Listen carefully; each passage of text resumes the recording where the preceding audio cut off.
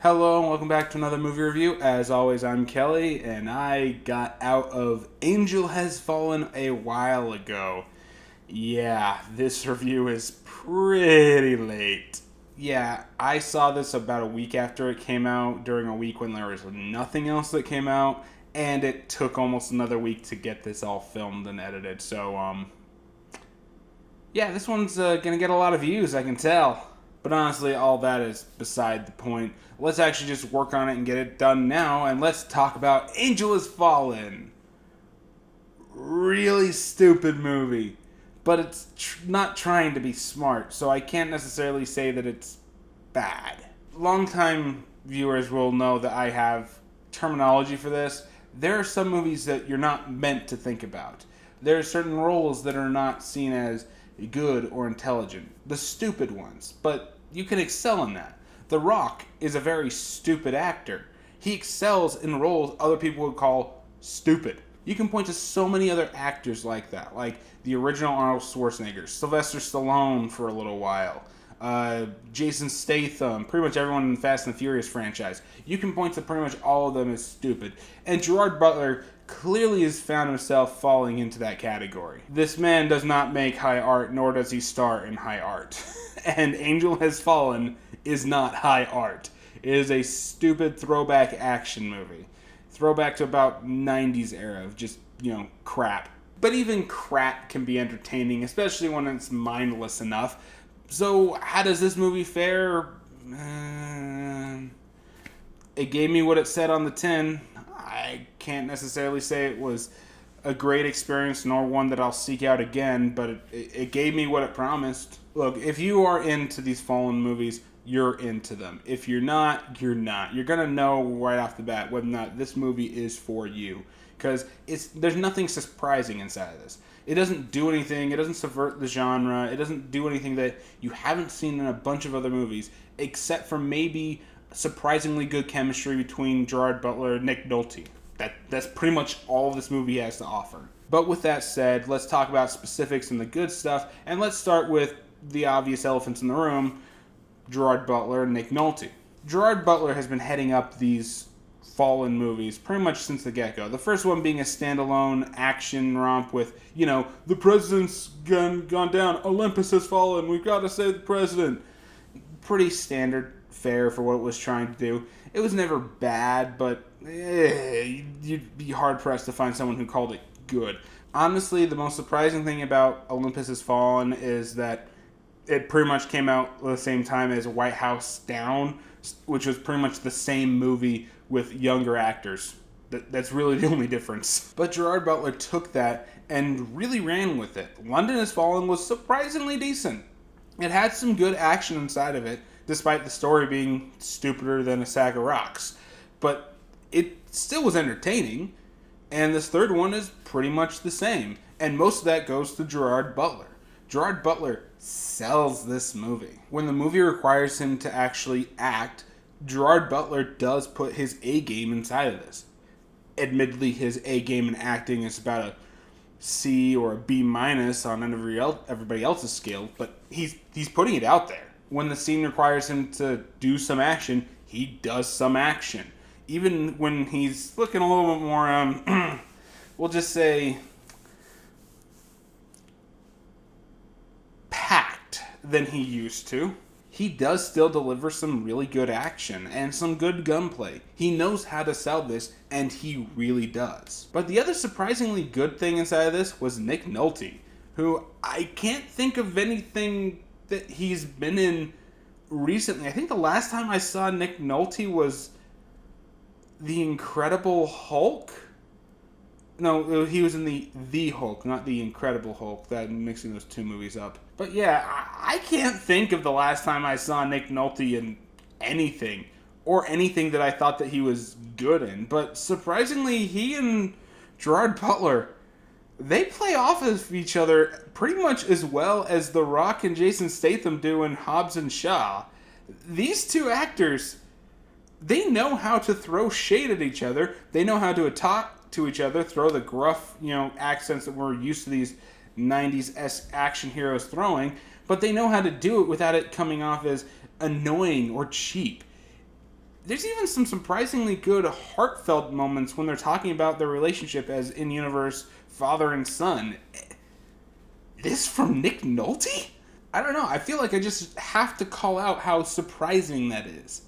This movie, for all of its faults, did manage to put Nick Nolte in a movie where he came off as good and funny.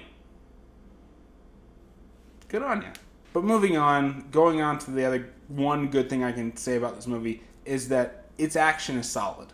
There's no like really bad, anti-physics. Oh, how the hell is he not running out of bullets type situations here? They don't even give you a chance to really think about that. They just give you the action for what it is, and they have a lot of fun with it. I mean, there's a truck sequence inside of this.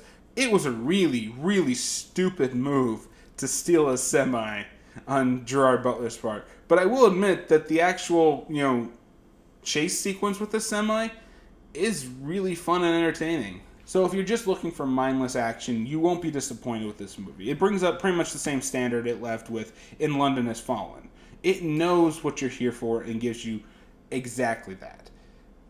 But with that said, we gotta talk about the problems. Oh boy, we gotta talk about this bad. And the first thing you gotta talk about, the thing that drags this movie down, is its dumb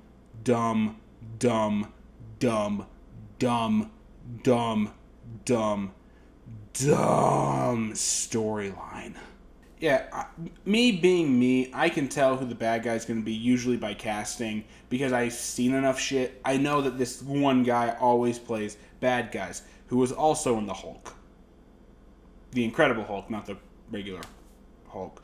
The other one. So I can already tell you that this guy's the bad guy. But if the movie didn't go out of its way to spell it out in the first 20 minutes that it's him that's doing all this, and then act like it's a surprise reveal later in the movie when they reveal it was him the whole time. Oh my god, this movie is dumb. This storyline is so overused, contrived, and stupid. It is not even funny anymore. It didn't do anything new with it. What you think is going to happen is exactly what happens. And everyone apparently took stupid pills because they all assume that Gerard Butler is guilty of this thing, even though all the evidence, I can tell you, is way too clean and planted for it to ever have actually happened in real life. No, seriously, the second that the FBI finds the fucking truck that launched these stupid drone death missiles all over the place and find not only his DNA, his fingerprints, but a perfect set of clothes that we know belong to him, that's when the FBI should have said, okay, red flags are coming off. Someone's trying to make this look like Gerard Butler. And if that were the only thing that were stupid in this movie, it'd be quaint. It'd be quaint because this movie has so much stupid piled on top of it. I could be here for the next half hour talking about it. Whenever they brought up the stupid politics of this or the stupid storyline BS with the Black Ops groups and the military and crap, I could not have given less of a shit. This movie was a lot better when it was focusing on Gerard Butler and his PTSD syndromes from pretty much everything that happened in the last movie. The fact that he's addicted to painkillers now because he can't sleep at all. It's honestly a lot more interesting there than it was focusing on yet another person trying to kill the president for evil means. Yay. And then the other big thing that's just horrid in this movie are the effects. Oh my god, the effects in this are bad. Like, I'm pretty sure if I bought a stock thing from Adobe's flat After Effects thing, they'd look better than most of the shit that was in this movie. It was bad. You saw it in the trailer with the building collapsing. Yeah, that looks just as bad inside of this movie as it did there. And it doesn't even compare to the CGI fire that's on the rooftop later, and about 15 minutes later in the movie. This movie is just really, really bad. And it doesn't try to be great. And whether or not that's good enough for you really depends on you. Personally, my final verdict on this is honestly a toss-up. I want to give it a better rating because we're in the dead zone of movies right now. They did have a bunch of movies come out and they're really good, like Ready or Not, or It probably is really good. But honestly, it feels like this is just too passe. So instead, I would normally lean toward $5 movie night, but personally, this isn't Redbox. This is a Redbox or Netflix at best. It's not good enough to really justify going out of your way to see it. If you see it on Netflix, you probably won't be disappointed. And if you have a bunch of guys here just drinking and you're just sitting there making fun of the movie, you're going to love this shit. But if you're just sitting there in an empty movie theater by yourself, you're going to be bored out of your brains. It's not worth it. So yeah, that's my final verdict. And that's it for me. Did you enjoy the video? Have you seen all of the Fallen movies? Tell me what you thought about them in the comments down below, and let's get some healthy discussion going. And as always, be sure to like, share, subscribe, look up my Twitter and my Facebook pages, all that jazz. Everything to keep this YouTube channel alive, because YouTube apparently doesn't want to let anything grow anymore. So yeah, do all that. Also, I stream pretty consistently on Tuesdays and Thursdays, 11 p.m. Mountain Standard Time to 1 a.m. Mountain Standard Time. As I said, I've been pretty consistent on it. We're playing Pokemon Heart Gold randomized, and we're doing a Nuzlocke with it. We're almost done on that, and things are going to start changing up. I haven't quite figured out how yet, but be sure to stay tuned for more on that. And yeah, that's it for me, so I guess I'll see you all next time.